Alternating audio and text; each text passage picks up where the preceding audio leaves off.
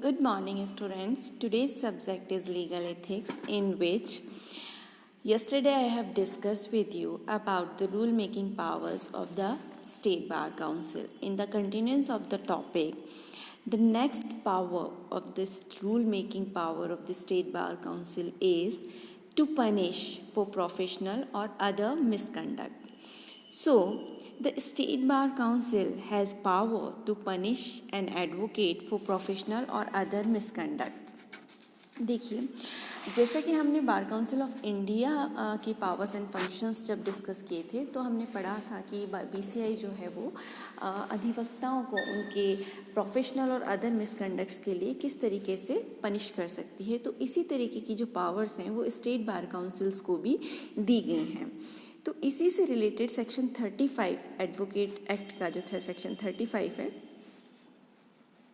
वो ये कहता है कि जब कोई कंप्लेन या अन्य प्रकार से स्टेट बार काउंसिल की नॉलेज में ये बात आती है कि किसी अधिवक्ता ने जिसका नाम उसकी स्टेट रोल में दर्ज है, किसी भी प्रकार का प्रोफेशनल या अन्य दूसरे प्रकार का मिसकंडक्ट का वो दोषी पाया जाता है, उसके विरुद्ध आरोप हैं और ऐसा केस जो है वो डिस्पोजल के लिए उनके पास आया है, स्टेट बार काउंसिल की नॉलेज में आया है, तो वो क्या करते हैं, वो उस केस को निपटाने के लिए, डिस्पोजल के लिए डिसिप्लिनरी कमेटी जो होती है उसके पास भेज देते हैं। ठीक है, इसके बाद क्या करते हैं, इसके बाद डिसिप्लिन कमेटी जो होती है वो एक डेट फिक्स करती है जिस डेट पर उस केस के बारे में हियरिंग होगी। ठीक है, उस केस के बारे में सुनवाई होगी। अब सुनवाई कैसे होती है, देखिए, सुनवाई के लिए एक नोटिस जो है वो इशू किया जाता है। जो संबंधित अधिवक्ता है जिसके खिलाफ कार्रवाई की जानी है उसे एक नोटिस इशू किया जाता है और दूसरा जो नोटिस होता है वो advocate general of the state जो है, राज्य का जो महाअधिवक्ता होता है, उसे जारी किया जाता है कि इस तरीके की कंप्लेन हमें रिसीव हुई है और इस कंप्लेन के रिगार्डिंग सुनवाई आज रखी गई है। जिस भी तिथि को रखी जानी होती है उसका उल्लेख होता है और ये जो सुनवाई होगी डिसिप्लिन कमेटी के समक्ष होगी। ठीक है, तो उस दिन महाधिवक्ता और जो कंसर्न एडवोकेट है जिसके अगेंस्ट जो चार्जेस इम्पोज किए गए हैं उनको दोनों को बुलाया जाता है और फिर उन दोनों को सुनवाई का अवसर दिया जाता है। उसके बाद जो ऑर्डर देती है डिसिप्लिन कमेटी वो क्या क्या हो सकते हैं ये हम जानते हैं। First is dismiss the complain or where the proceedings were initiated at the instance of the state bar council direct that the proceedings be filed. तो अगर पहला जो रेमेडी होती है, पहला जो आदेश होता है डिसिप्लिन कमेटी का, वो क्या होता है कि वो कंप्लेन को खारिज कर सकता है या यदि कार्रवाई शुरू हो गई है तो उसे भी डिसमिस कर सकता है। क्या कारण देते हुए कि ये जो कंप्लेन है वो सही नहीं है या जिस ग्राउंड्स पे ये फाइल की गई है वो एडमिसिबल नहीं है। तो पहली जो आदेश होता है डिसिप्लिन कमेटी का वो क्या हो सकता है कि वो कंप्लेन को खारिज कर दे।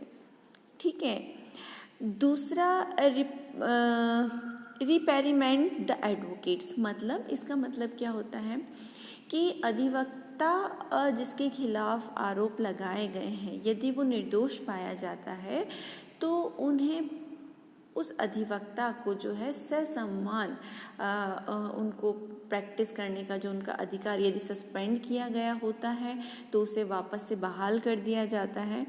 ठीक है, तो इसे हम बोलते हैं रिपेरिमेंट ऑफ द एडवोकेट्स। ठीक है, इसके अलावा यदि आरोप साबित हो जाता है अधिवक्ता के खिलाफ, क्या हो जाता है, आरोप यदि साबित हो जाता है तो अधिवक्ता को प्रैक्टिस करने से किसी निश्चित पीरियड के लिए जो है वो सस्पेंड कर दिया जाता है। ठीक है, क्या कर देते हैं, सस्पेंड कर देते हैं।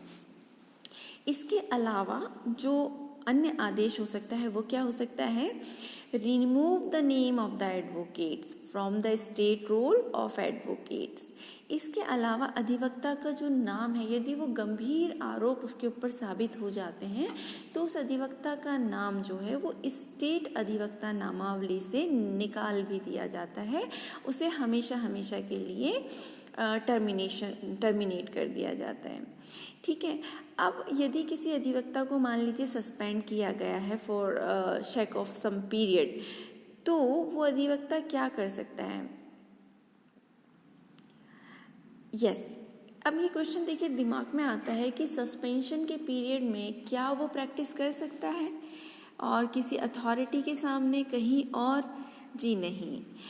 ऐसे सस्पेंशन जब तक लागू होगा तब तक वो अधिवक्ता किसी भी अथॉरिटी या कोर्ट के समक्ष जो है वो प्रैक्टिस नहीं कर सकता। तो ये जो पावर थी कि किस तरीके से स्टेट बार काउंसिल अधिवक्ता को उसके प्रोफेशनल और अदर मिसकंडक्ट के लिए पनिश कर सकती है, वो आज हमने पढ़ा। तो होप आपको ये समझ आया होगा। हमारी नेक्स्ट क्लास में हम डिस्कस करेंगे appointment of committees and staff members के बारे में, कि ये जो शक्ति है वो स्टेट बार काउंसिल्स को किस अधिनियम की किस धारा के तहत दी गई है और ये शक्ति कितनी विस्तृत है। तो आज के लिए इतना ही। Thank you very much.